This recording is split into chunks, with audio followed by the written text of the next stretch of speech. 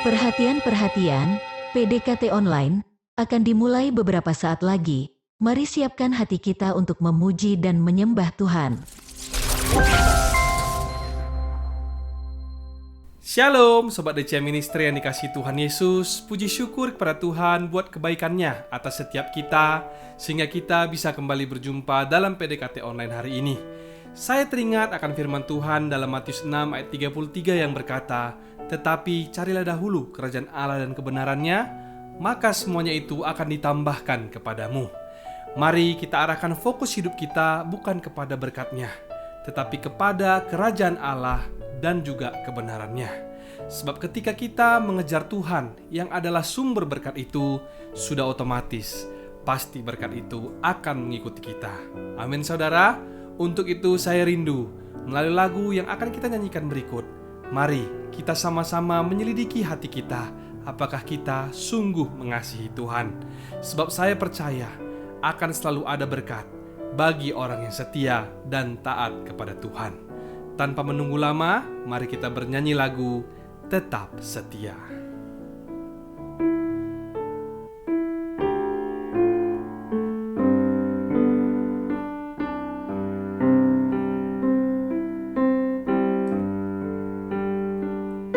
Selidiki aku, lihat hatiku, apakah ku sungguh mengasihimu, Yesus. Kau yang Maha Tahu dan menilai hidupku, tak ada yang tersembunyi bagimu. Telah kulihat kebaikanmu yang tak pernah habis di hidupku. Ku berjuang sampai akhirnya Kau dapati aku tetap setia. Telah kulihat kebaikanmu yang tak pernah habis di hidupku. Ku berjuang sampai akhirnya Kau dapati aku tetap setia. Kau dapati aku tetap setia. Kau dapati aku tetap setia.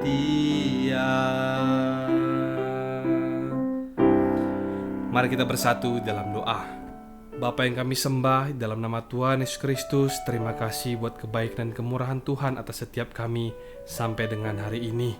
Ya Tuhan, biarlah Engkau senantiasa memberikan kami kekuatan untuk terus berjuang, tetap setia menuruti kehendak-Mu sampai segenap rencana Tuhan terjadi atas hidup kami pribadi lepas pribadi. Sebentar kami mendengarkan sharing firman yang dibawakan oleh hamba-Mu, biarlah Engkau yang menuntun dan menjamah hati kami, sehingga setiap firman yang disampaikan boleh bertumbuh dan berbuah di dalam hidup kami. Sembunyikan hamba di balik salib-Mu, di dalam nama Tuhan Yesus Kristus, mari sama-sama kita yang berdoa dan percaya katakan, amin. Saudara-saudariku yang dikasihi Tuhan, pada kesempatan kali ini, saya tergerak untuk menyampaikan sebuah sharing firman tentang pertobatan. Setelah minggu kemarin, kita bersama-sama umat Kristiani di seluruh dunia merayakan Jumat Agung dan juga Minggu Paskah, mengingat serta merenungkan kembali peristiwa pengorbanan Tuhan Yesus di kayu salib dan juga kebangkitannya. Setelah itu, apa yang perlu untuk kita lakukan? Atau apakah yang menjadi tugas kita sebagai orang percaya? Apakah kita hanya berhenti pada sekedar percaya saja, namun tidak berbuat sesuatu? Sebab kalau kita membaca firman Tuhan dalam Yakobus 2 ayat 17 yang mengatakan, jika iman itu tidak disertai perbuatan, maka iman itu pada hakikatnya adalah mati. Berarti setelah kita percaya dan juga beriman akan kematian dan kebangkitan Tuhan, kita pun haruslah melakukan bagian kita sebagai respon atas iman percaya dan kasih kita kepada Tuhan Yesus yang telah berkorban bagi kita. Atau dengan kata lain, kita mengasihi karena Allah telah terlebih dahulu mengasihi kita, seperti yang dikatakan dalam 1 Yohanes 4 ayat 19. Sejalan dengan hal tersebut, pertanyaan berikutnya adalah dengan cara apakah kita bisa mengasihi Allah yang sudah mencurahkan kasih dan pengorbanannya yang begitu besar bagi kita? Jawabannya tentu saja dengan pertobatan yang sungguh-sungguh kepada Tuhan, sehingga pengorbanannya atas kita tidaklah menjadi sia-sia. Melihat keadaan hari-hari ini, mungkin di antara kita orang percaya masih banyak yang memilih untuk hidup di dalam dosa. Ada beberapa di antaranya yang mungkin saja rajin datang ke gereja, bahkan sudah terjun ke dalam pelayanan, namun masih hidup di dalam dosa. Kalau dikatakan berdosa, tentu semua kita pasti berdosa. Tapi apabila dikatakan hidup di dalam dosa, berarti ada unsur kesengajaan di dalamnya. Atau dengan kata lain, dengan sengaja menghidupi dosa tersebut dan merasa bahwa hal tersebut sudah menjadi gaya hidup ataupun kebiasaan. Mereka yang demikian merasa bahwa hidup mereka baik-baik saja alias fine-fine saja, padahal sudah sering kali berbuat dosa. Bahkan beranggapan seakan-akan Tuhan itu dalam tanda kutip setuju dengan apa yang mereka lakukan. Karena sampai detik ini mereka tidak melihat Tuhan murka ataupun marah dengan apa yang mereka lakukan. Nah, jikalau hari ini ada di antara kita yang pernah berpikir atau berkata demikian, maka berhati-hatilah saudaraku. Sebab firman Tuhan dalam Roma 2 ayat 4-6 sesungguhnya sudah mengingatkan kita. Demikian firman Tuhan. Maukah engkau menganggap sepi kekayaan, kemurahannya, kesabarannya, dan kelapangan hatinya? Tidakkah engkau tahu bahwa maksud kemurahan Allah ialah menuntut engkau kepada pertobatan? Tetapi oleh kekerasan hatimu yang tidak mau bertobat, engkau menimbun murka atas dirimu sendiri pada hari waktu mana murka dan hukuman Allah yang adil akan dinyatakan. Ia akan membalas setiap orang menurut perbuatannya. Firman Tuhan yang kita baca hari ini bukanlah untuk ditujukan untuk menakut-nakuti kita. Tetapi jauh lebih daripada itu, firman ini mengingatkan kita dengan kasih, agar kita tidak menganggap sepi kemurahan, kesabaran, dan kelapangan hati Tuhan selama ini. Bukan berarti bahwa kalau selama ini Tuhan bermurah hati atau tidak memberikan teguran kepada kita di saat kita hidup di dalam dosa, itu pertanda bahwa Tuhan setuju dengan semua dosa yang kita lakukan. Tentu tidak demikian, saudara. Tetapi selama ini Tuhan diam, tidak melakukan apa-apa, itu pertanda Dia bermurah hati, alias Dia masih memberikan kesempatan kepada kita untuk bertobat. Sebab itu sharing hari ini saya berjudul Jangan Menganggap Enteng Kemurahan Tuhan. Tuhan itu murah hati, benar, tapi bukan berarti Tuhan itu murahan. Sebab itu hari ini mari kita renungkan sudah berapa banyak waktu yang Tuhan berikan kepada kita selama ini agar kita bertobat. Kalau misalkan ada orang yang masih merasa hidupnya sepertinya baik-baik saja, padahal sudah jelas-jelas hidup dalam dosa, itu pertanda karena Tuhan masih sabar terhadap engkau. Jangan sampai kemurahan ataupun kesempatan yang Tuhan berikan kepada kita hari-hari ini, kita abaikan begitu saja dan tidak dipergunakan dengan sebaik-baiknya. Karena seringkali kesempatan yang sama itu tidak akan pernah datang dua kali. Sedikit saja kita terlambat sadar, maka kesempatan tersebut akan hilang, dan yang tinggal hanyalah sebuah penyesalan. Itulah sebabnya firman ini merupakan kabar baik bagi setiap kita. Karena di saat mungkin hari ini ada di antara kita yang tidak atau belum sadar akan kesempatan berharga tersebut, menjadi disadarkan kembali. Dan hari ini secara pribadi saya rindu agar siapapun kita yang mendengar sharing ini tidak lagi menunda-nunda ataupun mengeraskan hati untuk mengambil langkah pertobatan. Sebab Roma 2 ayat 5 yang kita baca tadi juga tidak lupa untuk mengingatkan kita apabila kita masih memilih untuk tetap mengeraskan hati, sekalipun sudah diingatkan, itu sama saja halnya dengan kita sedang menimbun murka Allah atas hidup kita sendiri. Siapapun kita tidak tahu kapan saat dan waktunya kemurkaan Tuhan datang. Sebab yang pasti pada saat Tuhan murka, pasti segala sesuatunya sudah terlambat. Hanya melalui pertobatanlah hubungan pribadi kita dengan Tuhan dipulihkan kembali. Sadarkah kita bahwa yang selama ini membuat hubungan kita dengan Tuhan terganggu atau yang membuat Tuhan tidak mendengar seruan kita itu sebenarnya adalah dosa? Firman Tuhan dalam kitab Yesaya 59 ayat 1-2 berkata demikian. Sesungguhnya tangan Tuhan tidak kurang panjang untuk menyelamatkan dan pendengarannya tidak kurang tajam untuk mendengar. Tetapi yang merupakan pemisah antara kamu dan Allahmu ialah segala kejahatanmu. Dan yang membuat dia menyembunyikan diri terhadap kamu sehingga ia tidak mendengar ialah segala dosa-dosamu.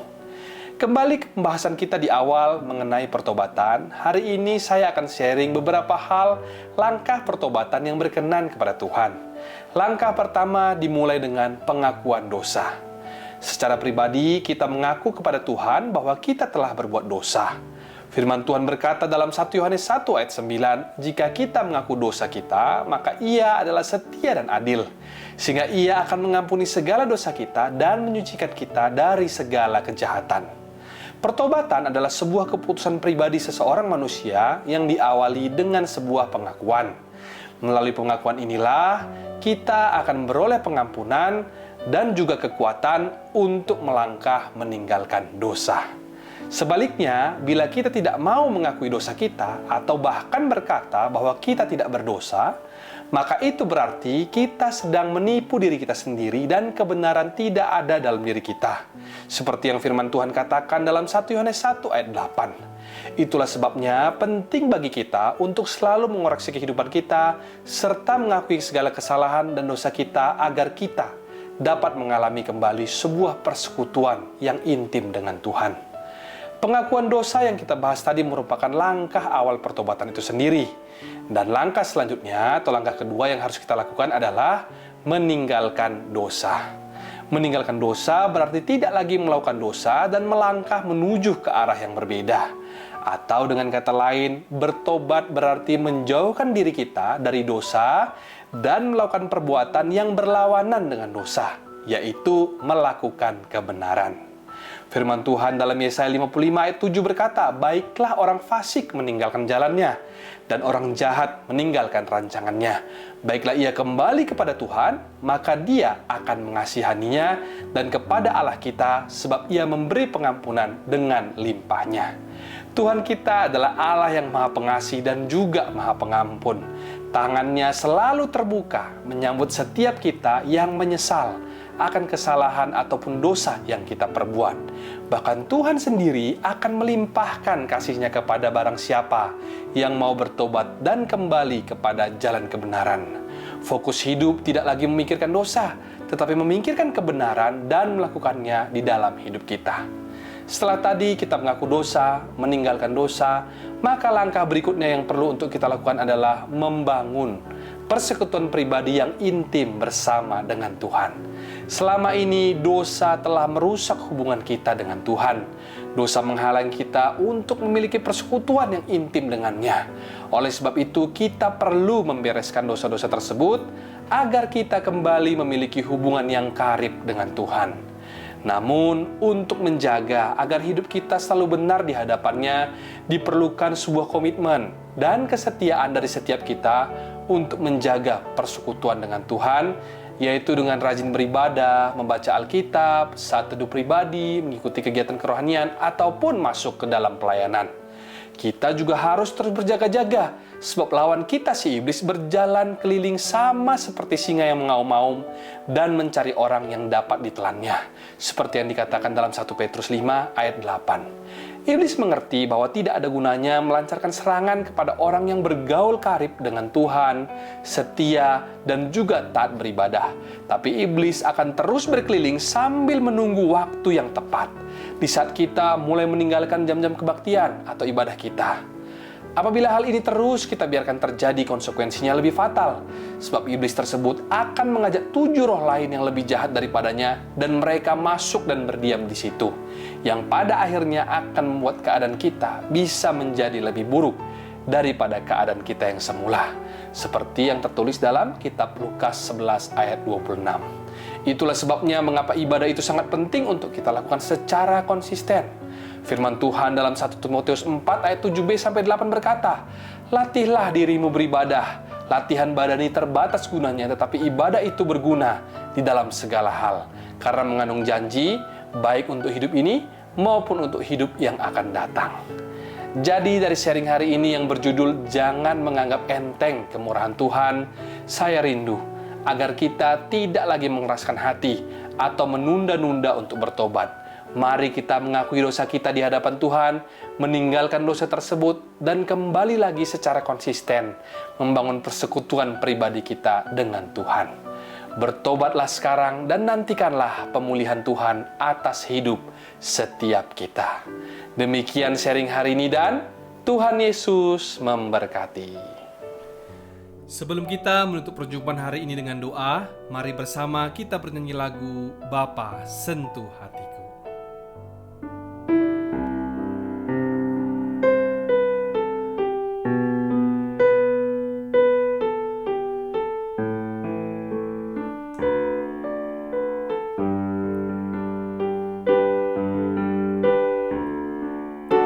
Betapa aku mencintai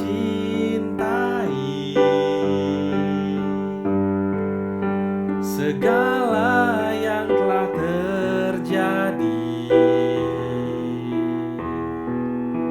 tak pernah sendiri jalani hidup ini, selalu menyertai.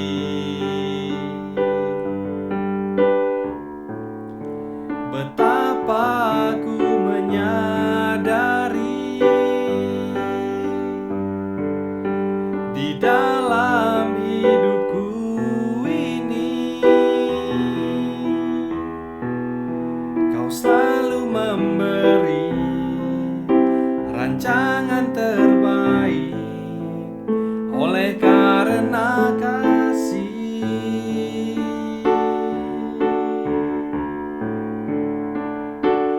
Bapa, sentuh hatiku, ubah hidupku menjadi yang baru, bagai emas yang murni. Kau membentuk bejana Bapa, ajarku mengerti sebuah kasih yang selalu memberi, bagai air mengalir yang tiada pernah berhenti, bagai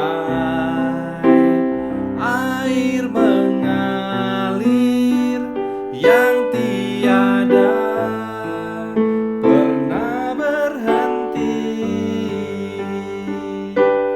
bagai air mengalir yang tiada pernah berhenti.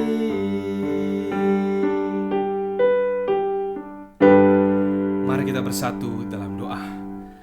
Bapa yang kami sembah, di dalam nama Tuhan Yesus Kristus, terima kasih buat sharing firman yang dibawakan oleh hamba-Mu. Biarlah Tuhan melalui firman tadi kami boleh diingatkan untuk tidak lagi menganggap enteng kemurahan Tuhan dan tidak lagi mengeraskan hati kami untuk bertobat dari setiap kesalahan maupun dosa kami. Tapi biarlah setiap kami Tuhan boleh mengasihi-Mu lebih lagi, karena Allah jauh terlebih dahulu mengasihi kami pribadi lepas pribadi. Kami juga mau terus berdoa Tuhan untuk setiap saudara, teman maupun kerabat kami dimanapun mereka berada. Biarlah berkat daripada Tuhan, pemulihan yang daripada-Mu terjadi atas hidup mereka pribadi lepas pribadi. Sebentar kami Tuhan akan menerima berkat daripada Tuhan. Mari kita buka hati kita dan angkat tangan kita untuk menerima berkat daripadanya. Kasih karunia yang berlimpah-limpah daripada Allah Bapa di dalam anaknya yang tunggal Yesus Kristus, persekutuan yang manis dengan Roh Kudus menyertai saudara sekalian mulai hari ini sampai Tuhan Yesus datang menjemput kita di awan-awan, bahkan sampai selama-lamanya. Yang percaya bersama-sama katakan amin, amin, amin. Shalom dan Tuhan Yesus memberkati.